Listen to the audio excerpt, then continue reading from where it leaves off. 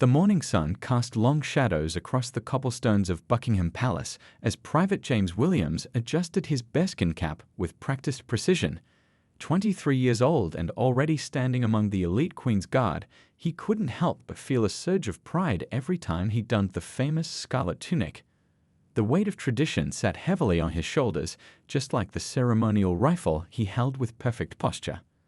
The early summer breeze carried the sweet scent of blooming roses from the palace gardens, mixing with the urban symphony of London life. Tourist crowds were beginning to gather, their excited chatter and camera clicks creating a familiar backdrop to his 2-hour shift. Some children pointed at him in wonder, while others tried their best to make him crack a smile, a challenge he'd mastered over his 18 months of service. Growing up in South London, James had always dreamed of being part of something bigger than himself. His grandfather had served in the British Army during World War II, and those stories of courage and duty had shaped his childhood. Every morning, as he polished his boots to a mirror shine and precisely adjusted each button on his uniform, he thought of his grandfather's words: "Stand tall, serve proud, and let your actions speak louder than words." The morning crowd was larger than usual, probably due to the perfect weather and the upcoming changing of the guard ceremony.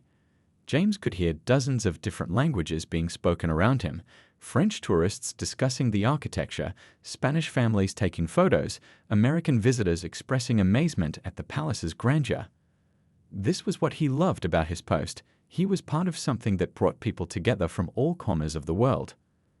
Through his peripheral vision, he noticed a young girl, maybe 5 or 6 years old, tugging at her mother's sleeve while pointing in his direction. "Mom, look, he's not moving at all. Is he real?" The mother smiled, explaining the significance of the Queen's Guard and their role in protecting the palace. James maintained his statue-like stance, but internally he smiled at the child's wonder. These moments reminded him why he chose this path. The sun climbed higher in the sky, and James could feel beads of sweat forming under his heavy bearskin cap. The weight of the ceremonial rifle in his hands had long since become second nature, but standing perfectly still in the growing heat was a test of endurance. Yet this was exactly what he had trained for, to represent the unwavering dedication of the Queen's Guard, regardless of the conditions. As the morning wore on, more tourists gathered around his post, many trying to capture the perfect photo with the famous guard who never smiles. A group of schoolchildren on a field trip listened intently as their teacher explained the history of the Queen's Guard, their young faces filled with curiosity and respect. James stood prouder, knowing he was now part of the living history they were learning about. The morning light reflected off the palace windows, creating a golden glow that seemed to emphasize the majesty of the moment. Various tour guides led their groups past his post, sharing facts about the guard's training, discipline, and the significance of their ceremonial duties. Some of the information they shared made James want to chuckle, especially the urban myths about what would happen if someone touched a guard, but his face remained impassive. James had earned his position through years of rigorous training and dedication. The selection process for the Queen's Guard was notoriously demanding, requiring not just physical excellence, but also mental fortitude and unwavering discipline. Every guard was a trained soldier first, ceremonial sentry second, and James took both roles with equal seriousness. His mind wandered briefly to his family's reaction when he first told them about his acceptance into the Queen's Guard. His mother had cried tears of joy, while his father had simply nodded with quiet pride. His younger sister had immediately started telling all her friends that her brother was going to guard the Queen, making him sound like a superhero. Their support had meant everything to him. The crowd continued to grow as the morning progressed, bringing with it the usual mix of respectful observers and those who saw the guards as mere tourist attractions. James remained focused, his eyes fixed forward, embodying the professionalism that had become second nature. Each passing minute brought new faces, new stories, and new challenges to his unwavering composure. Little did he know that this ordinary summer morning was about to transform into one of the most challenging tests of his career, one that would require every ounce of training and self-control he possessed. But for now, he stood tall and proud, a living symbol of Britain's dedication to tradition and duty, ready to face whatever the day might bring. The peaceful morning atmosphere began to shift as Michael Henderson pushed his way through the growing crowd. He was easy to spot. A tall man in his 50s wearing an expensive but rumpled suit, his face flushed from what appeared to be a mix of the summer heat and growing agitation. The tourists around him instinctively created space, picking up on his hostile energy. Henderson had been in London for 3 days, and each day his mood had grown darker. He'd spent the morning at his hotel's breakfast room, loudly complaining about how different London felt from his last visit 15 years ago. The hotel staff had exchanged knowing glances, having dealt with similar attitudes before, but maintained their professional demeanor. Now, as he approached the palace gates, his complaints grew more specific and pointed. "This isn't the Britain I remember," he muttered, loud enough for nearby tourists to hear. A family from Canada shifted uncomfortably away from him, the parents guiding their children to a different spot in the crowd. 2 university students from Japan exchanged worried glances as they overheard his increasingly bitter comments. The atmosphere around the palace entrance, usually filled with excitement and wonder, began to feel heavy with tension. A group of schoolchildren on their field trip were quickly guided away by their alert teachers who had noticed Henderson's aggressive body language. Several tourists had already pulled out their phones, sensing that something unprecedented might unfold. An elderly British couple, who had been explaining the history of the palace to their grandchildren, frowned at Henderson's behavior. The grandfather, a former military man himself, watched the situation carefully while quietly moving his family to a safer distance. His years of experience told him this situation could escalate quickly. Through all of this, the summer sun continued to beat down on the crowded square, adding to the growing discomfort. The usual sounds of tourist excitement were replaced by nervous whispers and concerned murmurs. A street vendor selling ice cream nearby noticed the change in atmosphere and began packing up his cart, years of street experience having taught him to recognize potentially troublesome situations. 2 American tourists, who had been eagerly taking photos moments before, lowered their cameras and began speaking in hushed tones. "Should we alert someone?"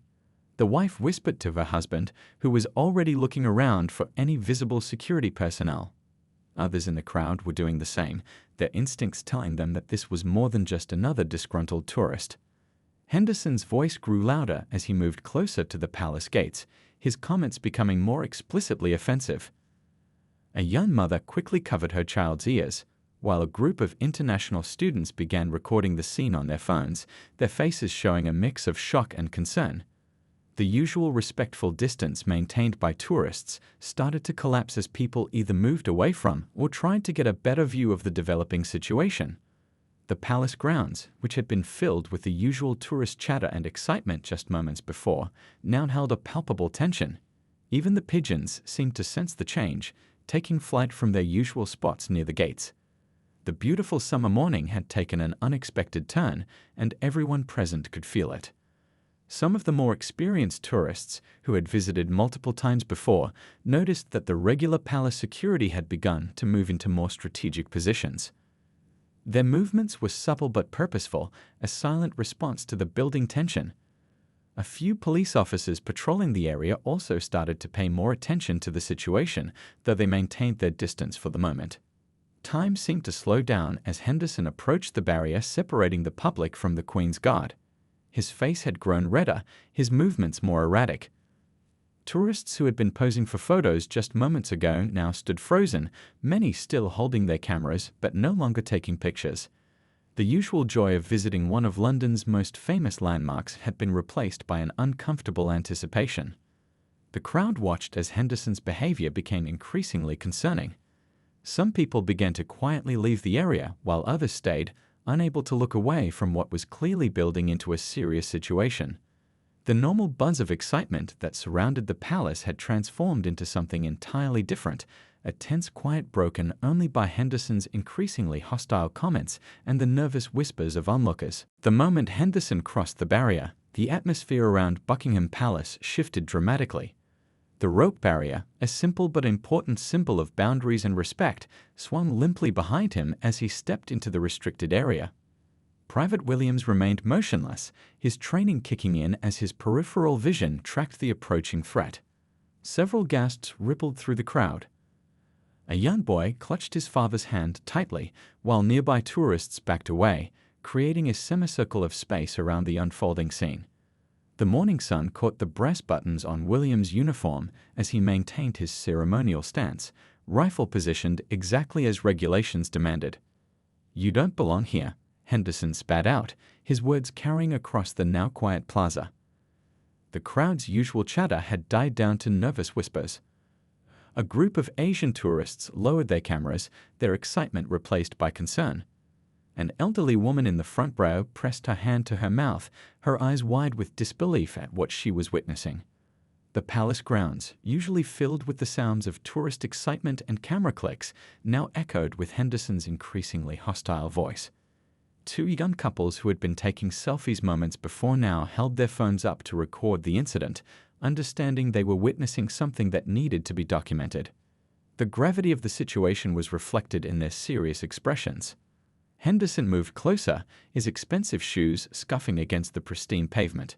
His face was now red with anger, spittle flying as he continued his tirade. "How did someone like you get this position?" he demanded, each word dripping with prejudice. The question hung in the air, heavy with implications that made many in the crowd shift uncomfortably. Private Williams stood firm, his eyes fixed forward, embodying centuries of military discipline. His bearskin cap cast a shadow across his face, but those close enough could see his jaw tighten slightly, the only visible sign of his internal struggle to maintain composure. The weight of his ceremonial rifle remained steady in his white-gloved hands. A middle-aged teacher from Liverpool, who had brought her class to see the palace, quickly gathered her students closer, using the moment to quietly explain why the guard's composure was so admirable. "This is what real strength looks like," she whispered to them, making sure they understood the significance of what they were witnessing. The summer breeze carried the faint scent of nearby roses, a stark contrast to the ugly scene unfolding. Henderson continued his verbal assault, each word more offensive than the last, but Williams remained still, his polished boots planted firmly on the ground. The only movement was the slight rise and fall of his chest under his crisp red tunic as he breathed steadily, controlling his reactions just as he'd been trained. More phones appeared in the crowd, recording the incident. A group of international students whispered among themselves, their faces showing a mix of shock and admiration for the guard's restraint.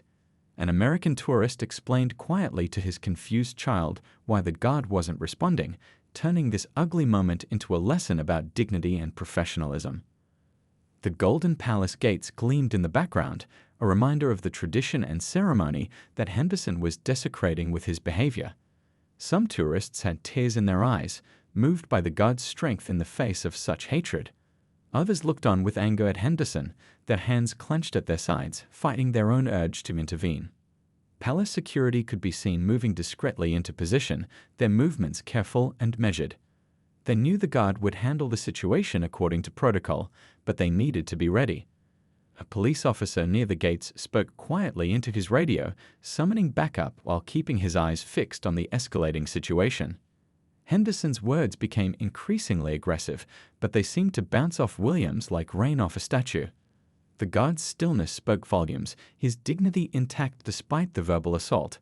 His composure served as a powerful contrast to Henderson's loss of control, a living example of grace under pressure. The crowd had grown larger now, drawn by the commotion, but maintaining a respectful distance. The usual tourist photos had stopped completely, replaced by concerned faces and supportive glances toward the steadfast guard. A few people spoke quietly into their phones, presumably calling authorities, while others watched in tense silence, hoping for a peaceful resolution. As Henderson moved even closer, the air seemed to crackle with tension. Williams remained motionless, but alert, ready to respond if the situation required it. His training had prepared him for this moment, though he never expected to face such a test of his discipline. The next few moments would prove crucial as Henderson's aggressive stance suggested he wasn't finished with his tirade. The breaking point came with frightening suddenness. Henderson, his face now purple with rage, stepped forward and deliberately shoved his finger into Private Williams' chest. The touch was like a match to kindling, breaking the unspoken rule that everyone knew: never touch a Queen's Guard. The crowd collectively gasped, several people instinctively stepping forward before catching themselves. Williams, following years of training and protocol, responded with the authority granted to him by centuries of tradition. His voice rang out across the plaza, clear and commanding. "Step back. Make way for the Queen's Guard." The words echoed off the palace walls, carrying the full weight of his position. Many in the crowd jumped at the sudden sound, having grown used to his stoic silence. A young boy tugged at his mother's sleeve, whispering, "Mum, he can talk." Despite the tense situation, the mother quickly hushed him, her eyes fixed on the unfolding scene. The morning sun caught the brass buttons on William's uniform as he shifted his stance slightly, ready to respond if necessary. Henderson, rather than backing down, seemed enraged that the guard had spoken. "How dare you speak to me?" he shouted, spittle flying from his mouth. He raised his hand again, this time clearly intending more than just a prod. The crowd's murmuring grew louder, phones recording every moment of the confrontation. Time seemed to slow down as Williams assessed the situation, just as he'd been trained. He could see Henderson's aggressive stance, the clenched fists, the way he was shifting his weight forward. All signs pointed to an imminent physical attack. In that split second, Williams had to make a decision that would be watched and reviewed by millions. Following protocol to the letter, Williams issued one final warning, his voice even stronger than before: "Step back immediately." The command rang across the courtyard, causing pigeons to take flight from nearby ledges. Several tourists flinched at the power in his voice, but their phones remained steady, recording every moment. Henderson, beyond reason now, lunged forward. What happened next was a testament to the guard's training and discipline. In one fluid motion, Williams stepped aside, using minimal force to deflect Henderson's attack. The movement was precise, professional, and showed remarkable restraint. Henderson stumbled, thrown off balance by his own momentum, rather than any aggressive action from the guard.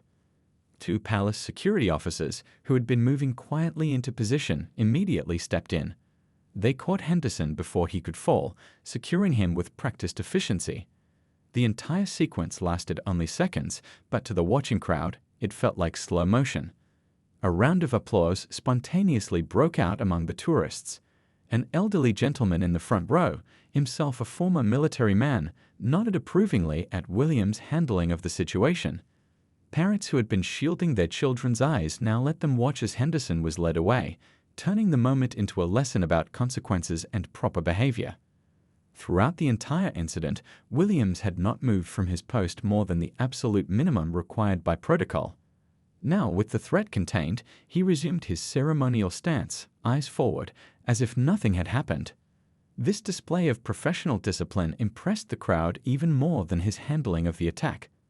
The summer breeze carried the sound of approaching police sirens, but they seemed almost unnecessary now. Palace security had the situation well in hand, and the main drama was over.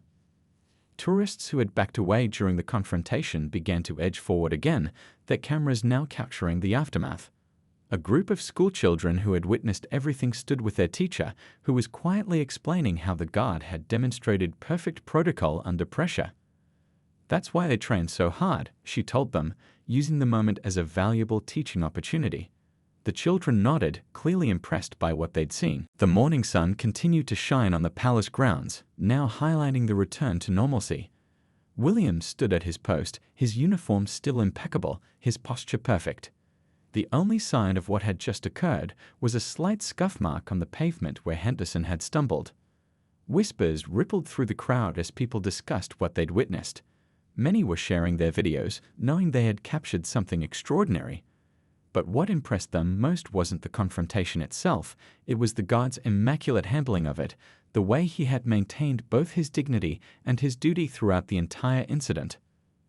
A young aspiring soldier in the crowd watched Williams with admiration, understanding now why the Queen's Guard was considered one of the most elite units in the military. It wasn't just about standing still and looking impressive, it was about maintaining absolute professionalism even in the face of extreme provocation. The aftermath unfolded like a well-choreographed dance. Metropolitan police officers arrived within minutes, their fluorescent yellow jackets bright against the palace's stone walls. They moved with quiet efficiency, taking Henderson into custody while a senior officer spoke quietly with palace security. The summer morning had taken on a surreal quality, the usual tourist atmosphere transformed by what had just occurred. Private Williams remained at his post, standing as still as ever, though the crowd now viewed him with newfound respect. The incident had stripped away the tourist attraction aspect of his role, revealing the trained soldier beneath the ceremonial uniform. People who had been trying to make him smile earlier now stood back respectfully, many nodding in appreciation as they took photos. A police photographer arrived, documenting the scene with professional detachment. The scuff marks on the ground, the slightly displaced barrier rope, each detail was carefully recorded. Tourists who had captured the incident on their phones were quietly approached by officers who politely asked them to share their footage as evidence. The palace's senior guard commander, distinguished by his ceremonial sash, emerged from a side entrance. His face remained impassive as he surveyed the scene, but those who watched closely noticed the slight nod of approval he gave as he passed William's post. The commander had seen the CCTV footage already, and his guard had performed exactly as trained. Nearby, a group of retired military veterans who had witnessed everything spoke in hushed, approving tones. Textbook response, one muttered to his companions. Couldn't have handled it better myself. His friends nodded in agreement, understanding better than most the level of discipline Williams had displayed. The crowd had thinned somewhat, but those who remained watched the proceedings with intense interest. A tour guide gathered her group closer, explaining in whispered tones how the guard's response exemplified the perfect balance of duty and restraint. Her words carried across the quiet courtyard. This is why they're considered among the best in the world. Palace staff emerged to fix the barrier rope Henderson had broken, their movements quick and efficient. Within minutes, the physical signs of the confrontation had been erased, though the atmosphere remained charged with the memory of what had happened. A street cleaner quietly removed the scuff marks from the pavement, maintaining the palace's pristine appearance. The summer sun had climbed higher now, and the changing of the guard ceremony was approaching. Regular visitors noticed that additional police officers remained stationed nearby, their presence subtle but reassuring. The usual pre-ceremony crowd began to gather, many of them unaware of what had transpired earlier. A small group of journalists had arrived, their press badges visible as they spoke with police representatives. Their presence indicated that this story would soon spread beyond the palace walls, becoming news across the country and perhaps the world. Several were already typing on their phones, likely filing initial reports. 2 senior military officers arrived, their decorated uniforms drawing attention from the crowd. They spoke briefly with the guard commander, occasionally glancing toward William's post. Their presence suggested the seriousness with which the military took this incident, even as they ensured everything appeared normal to the public. A young child approached the barrier with her grandfather, looking up at Williams with wide eyes. The grandfather lifted her up, explaining softly, "That's what a real hero looks like, love. Standing tall, doing his duty, no matter what." Williams remained motionless, but the words carried to him clearly in the morning air. The palace clock chimed the hour, its familiar sound helping to restore a sense of normalcy. Regular palace activities resumed around them. Gardeners tending to the flower beds, security personnel making their rounds, tourists taking photos. But there was a different energy now, a deeper appreciation for the guards who stood watch. Throughout all of this, Williams maintained his post with unwavering dedication. His shoulders remained square, his posture perfect, his gaze fixed ahead. Only those who knew him well might have noticed the slight tension in his jaw, the only visible sign of the morning's events. A group of young soldiers visiting the palace watched Williams with obvious admiration. They saw beyond the ceremonial uniform to the core of what it meant to serve, dignity under pressure, unwavering dedication to duty, and the strength to face prejudice with professionalism. Their commanding officer used the moment to remind them quietly, "This is the standard we strive for." As the morning wore on, the story began spreading through social media. Tourists who had witnessed the incident found their video clips going viral, though many chose to highlight Williams' professional response rather than Henderson's disgraceful behavior. The comments flowing in were overwhelmingly supportive, praising the guard's composure and discipline. By evening, the video of the incident had spread across every major social media platform. People around the world watched as Private Williams stood his ground with unwavering dignity. News channels picked up the story, their evening broadcasts featuring clips that had been captured from different angles by dozens of tourists. In a small cafe near the palace, A group of off-duty guards watched the coverage on the television mounted on the wall. They nodded in quiet approval at their colleagues' handling of the situation, though none were surprised. "That's exactly what we trained for," one mentioned to the curious cafe owner who had been following the story all day. The palace's official response came through traditional channels, measured, diplomatic, and supportive of their guard. But it was the public's reaction that proved most powerful. Messages of support flooded in from every corner of the globe. Veterans organizations praised Williams' exemplary discipline, while military academies noted they would use the incident as a teaching example. A popular morning show host wiped away tears as she read out messages from viewers. One particularly moving note came from an elderly former guard. "In my 30 years of service, I've never seen a finer example of what the Queen's Guard represents. This young man has done us all proud."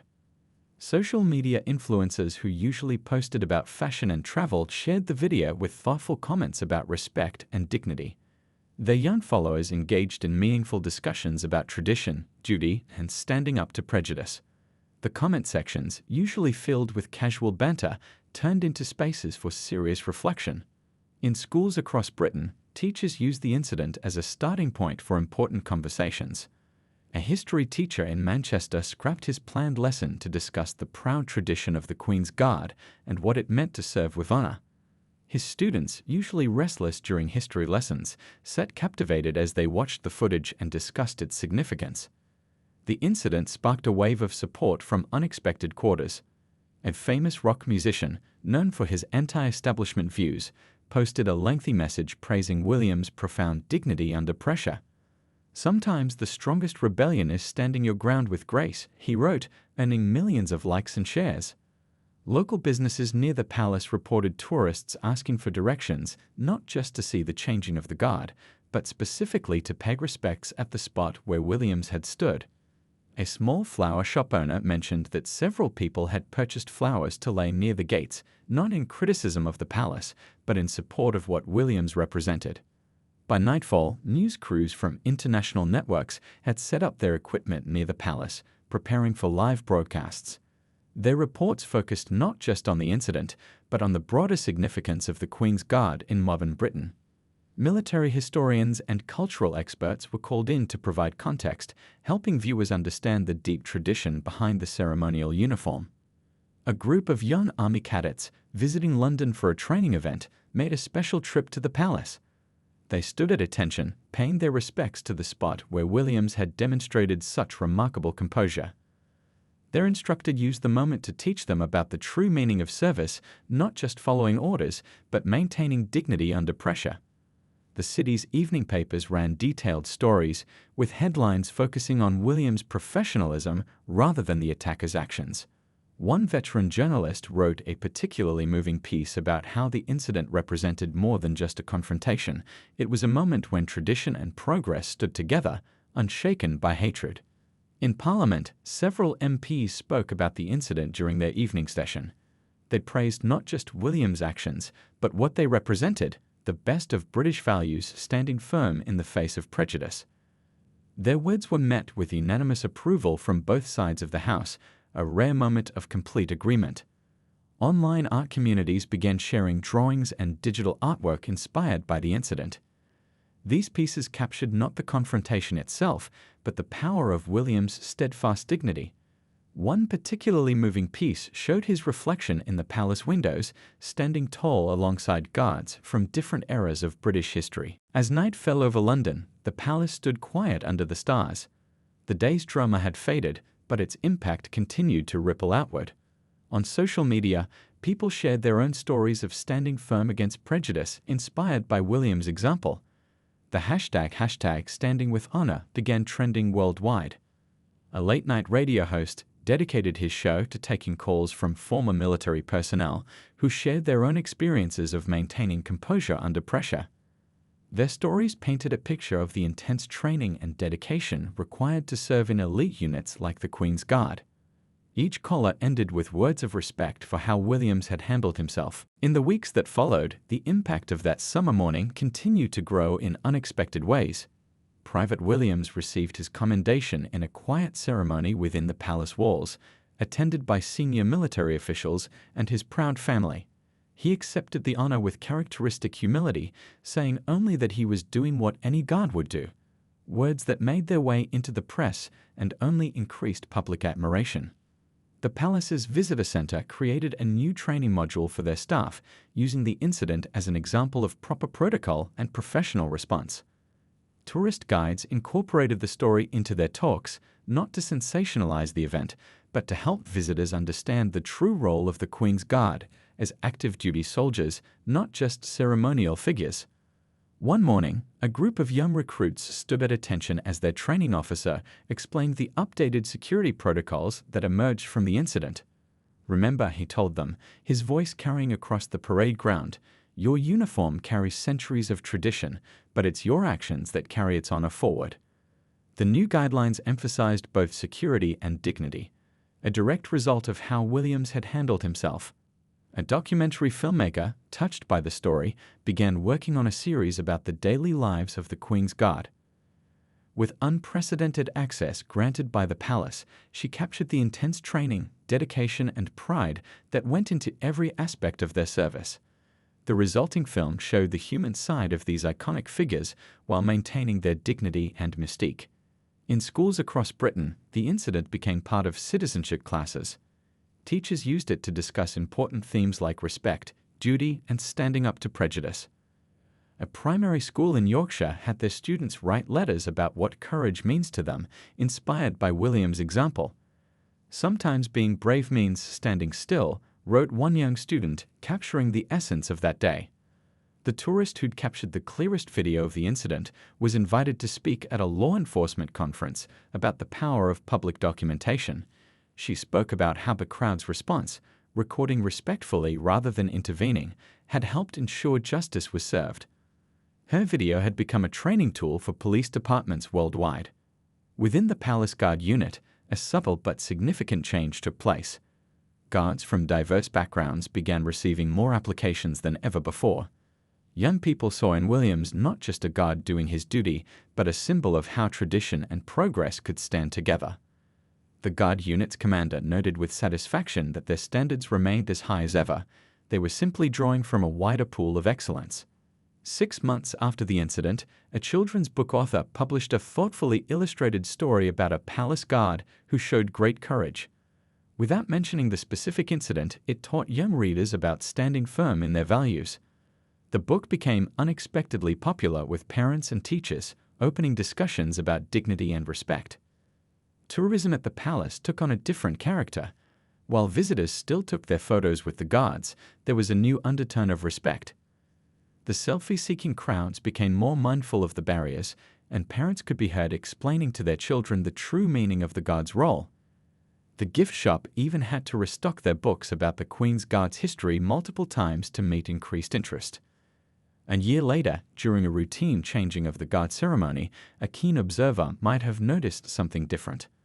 Among the tourists watching the ceremony were several young people who had decided to pursue military careers, inspired by what they'd seen that day. They stood particularly straight as the guards marched past, understanding now what that perfect posture truly represented. The palace grounds had returned to their normal routine, but small changes revealed lasting impact. The barrier ropes were now made of sturdier material, though they were rarely tested. Security protocols had been refined, though they were less frequently needed. Most importantly, the relationship between guards and public had evolved, less theatrical, more grounded in mutual respect. Williams continued his duties with the same dedication he always shown. If visitors looked carefully, they might spot him at his post, still standing perfectly straight, still maintaining that unwavering focus. But now his presence carried additional meaning, a living reminder that sometimes the quietest actions speak the loudest. The incident had rippled out in ways no one expected. Police academies incorporated it into their training about keeping calm under pressure. Military schools used it to teach about modern interpretations of ancient traditions. Cultural institutions referenced it in discussions about evolving heritage. Each ripple reinforced the same message: dignity and duty remain powerful forces in the modern world. One bright morning, almost exactly a year after the incident, a retired general visited the palace. He paused at the spot where everything had happened and smiled slightly. When a nearby tourist asked if he knew about the incident, he nodded and said, "Some say traditions are just empty gestures, but that day showed their true purpose. They give us the strength to stand our ground with grace." As London's seasons turned, the story became part of the palace's living history. Not as a tale of conflict, but as an example of how tradition adapts and endures. The Queen's Guard, that seemingly unchanging symbol of British heritage, had shown it could face modern challenges while maintaining its timeless dignity. In doing so, they'd written a new chapter in their centuries-old story, one of quiet courage and unwavering grace under pressure.